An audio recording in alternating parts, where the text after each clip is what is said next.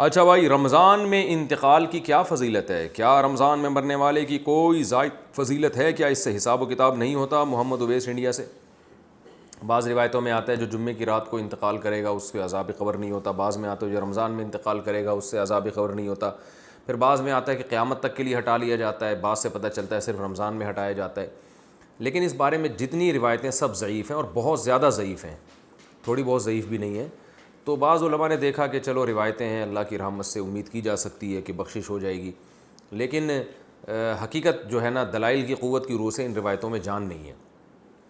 تو اس لیے جو ہے وہ اللہ تو کی رحمت سے تو دیکھیں کچھ بھی امید لگائی جا سکتی ہے، لیکن اگر ہم اللہ کی طرف منسوب کر کے کہیں اللہ کی طرف یقینی طور پر، تو اسی بات کی نسبت کی جائے گی جو اللہ کے رسول نے کہی ہے، اور جو اللہ کے رسول سے ہم تک صحیح سند کے ساتھ پہنچی ہے اس بات کی نسبت تو کی جائے گی۔ اس کے علاوہ نسبت کرنے میں جو ہے نا میری رائے تو یہ کہ احتیاط سے کام لینا چاہیے۔ البتہ یہ ضرور ہے کہ جو بھی مقدس جگہیں ہوں، مقدس مقامات ہوں، تو ان مقدس جگہیں اور ان مقدس مقامات میں موت کی ویسے ہی ایک فضیلت ہے۔ تو جمعے کا دن اور جمعے کی رات بھی مقدس، اور رمضان بھی مقدس ہے، اور روزے کی حالت میں موت پر صحیح حدیث ہے کہ روزے کی حالت میں جس کی موت واقع ہوگی جنت میں داخل ہوگا، اس پر مسند احمد کی صحیح روایت موجود ہے۔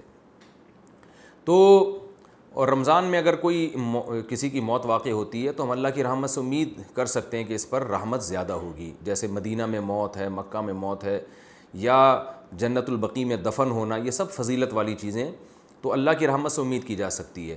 لیکن یاد رکھیں تمام احادیث کو اور قرآن کی آیات کو جمع کر کے فیصلہ کیا جاتا ہے۔ اگر ہم قرآن کی بہت ساری آیتوں کو اور احادیث کو سامنے رکھتے ہیں تو اصل بخشش کا مدار عمل پر ہے، کسی خاص ٹائم پہ مرنا یا کسی خاص حالت میں مرنا اس پر اصل مدار نہیں ہے۔ اس کی وجہ سے اللہ کی رحمت آ سکتی ہے، صغیرہ گناہ معاف ہو سکتے ہیں، کبیرہ گناہوں کے لیے قرآن میں اور احادیث میں جگہ جگہ یہی مضمون ہے کہ ان کے لیے توبہ ضروری ہے۔ یہ اس لیے کہہ رہا ہوں کہ بعض دفعہ لوگ کوئی بہت بڑا کھلے عام گناہ گار ہوتا ہے، کھلے عام بدماشی کر رہا ہوتا ہے، ظلم کر رہا ہوتا ہے، رمضان میں مر جاتا ہے تو ہم اس کو جنت میں پہنچا دیتے ہیں۔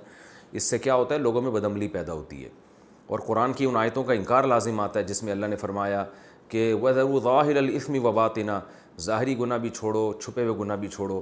ان الذین یکسبون الاثم، جو لوگ گناہ کماتے ہیں، سیجزون، عن قریب ان کو بدلہ دیا جائے گا۔ تو اللہ نے یہ نہیں کہا جو گناہ کماتے ہیں ان کو سزا ملے گی بشرطے کہ وہ شوال میں فوت ہوں یا رمضان میں نہ ہوں، ایسا کچھ نہیں ہے۔ اصل قانون یہی ہے۔ باقی جو روایات میں آتا ہے کہ روزے کی حالت میں موت واقع ہوئی تو مبارک موت ہے، عبادت کرتے ہوئے دنیا سے جا رہا ہے، تو اللہ سے امید کی جا سکتی ہے۔ لیکن اصول اور ضابطہ بہرحال یہی ہے کہ جب تک گناہوں سے توبہ نہیں کرے گا بخشش نہیں ہوگی۔ تو اس میں صغیرہ گناہ مراد ہوتے ہیں۔ دخل الجنہ کا مطلب یہ کہ اس کے اگر صغیرہ گناہ جو بہت کثرت سے تھے، رکاوٹ بن رہے تھے، تو اللہ اس کو صغیرہ گناہوں کو معاف کر کے جنت میں داخل کر دے گا، یہ اللہ سے امید ہے۔ تو خلاصہ یہ نکلا کہ روزے کی حالت میں موت اگر ہوتی ہے تو اس کی فضیلت تو صحیح حدیث میں واقع ہوئی ہے۔ خاص رمضان میں موت واقع ہونا یا جمعے کی رات کو موت واقع ہونا، اس کی فضیلت کسی صحیح حدیث میں نہیں ہے، نہ لیلۃ القدر میں موت کی فضیلت کسی صحیح حدیث میں ہے۔ لیکن یہ ویسے شریعت میں ایک بات ثابت ہے کہ فضیلت والے دن یا فضیلت والی رات میں انتقال میں اللہ کی رحمت کی امید کی جا سکتی ہے۔ البتہ بعض علماء دوسری طرف بھی گئے ہیں، تو اختلافی مسئلہ ہے، جس عالم کی رائے زیادہ سمجھ میں آتی ہے اس کو فالو کر لینا چاہیے۔